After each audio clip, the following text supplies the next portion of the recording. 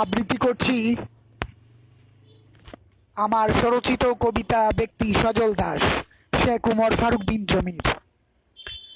সজল দাস খায় 12 মাস, পেট ফুলে ঢুল হয় করে হাঁসপাস। আলু খায়, লাউ খায়, কদু মূলা কলা খায়, মাছ ডিম শিম খায়, শাক সবজি বাদাম খায়। সোনা রূপা লোহা তামা 10টা 12 সীসা খায়, খেতে ছায় নাহি পায় গপা গপ গিলে খায়। ডাল চাল তেল খায়, পেঁয়াজ মরিচ রসুন খায়।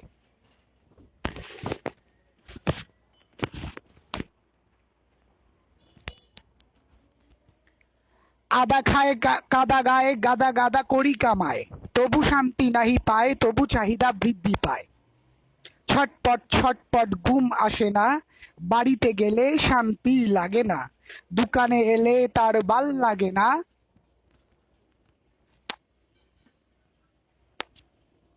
টাকা কম জুড়ে দম আটকে বিড়মি খায়, মাথায় কি করে তবু এত চুল থেকে যায়। ছটপট ছটপট এত কথা কয়, কম কথা কহিলে লোকে মন্দ কয়। লোকেরা কথা বলে ভাল লাগে না, এত জ্বালা আর মোর প্রাণে সয় না। একদিন দোকানে না এলে ভাই, ব্যবসালাটে যাবে কামাই রুজি নাই। খাবার সময় হলে বেলির ঝামেলায় সজল দাস করে আহুতাস। দেখিনি কোনো দিন কাউকে মেরেছে ছর ঠাস ঠাস। তার দোকানে ছিল গোপী সরকার, নবীগঞ্জে শ্বশুরালয়, শ্রীমঙ্গলে বাড়ি তার।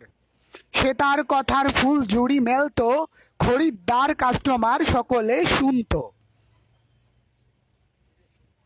ভুল ত্রুটি যা ছিল বলে লাভ আছে কি, সবুজ বাগের নবীগঞ্জ রেস্টুরেন্টে যা দেখি। দুলিয়াকাল কারাগারে ছিল এক কারারক্ষী হীরালাল, মন মতো না পেলে ছুটি ফুলিয়ে রাখতো গাল। কালাম সরকার জমাদারকে কারাবন্দিরা ডাকতো ববিতা, আমি উমর ফারুক লিখছি পুরনো দিন নিয়ে মহাকবিতা। কত কষ্ট সহ্য করেছিলাম সে তাই 330 দিন, কারাগারের আড়ালে বাই অবিচার সীমাহীন। জেলকুট নামক আইনের দ্বারায় ডান্ডা বেরি আওলা বেরি ফেলে রাখা হয়, যদি সুস্থ কাউকে পাগল হবে তাড়াতাড়ি। বিজয় দিবস, স্বাধীনতা দিবস, শহীদ দিবস, মাতৃভাষা দিবস, ভালোবাসা দিবস, কবিতা দিবস, মা দিবস, কারাবন্দি দিবস, করপ পাস হবিগঞ্জে পেয়েছিলাম ব্যক্তি সজল দাস। ধন্যবাদ সবাইকে।